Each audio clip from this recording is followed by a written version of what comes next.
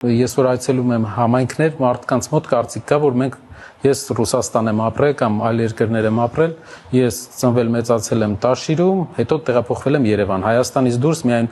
ուսման ժամանակ Շվեյցարիա եւ Անգլիայում սովորելու ժամանակ եմ եղել, մնացող ժամանակ հիմնականում Հայաստանում։ Իսկ աշխատանքս Տաշի ընկերությունների խմբում է եղել, այո, բայց Հայաստանի ներկայացուցիչն եմ եղել ընկերությունների խմբի եւ զարգացրել եմ հիմնական արդյունաբերական ուղղությունը ընկերությունների խմբի, որը բավական մեծ հաջողություն է ունեցել։ Իսկ այ վաղ տարիքի այդ շրջանում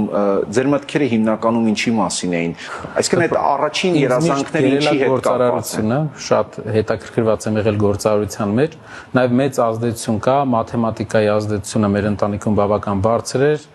ինչպես նշեցի, պապիկս մաթեմատիկայի ուսուցիչ էր եւ տանը միշտ մաթեմատիկայի վերաբերյալ լրիվ ուրիշ մոտեցում ունեինք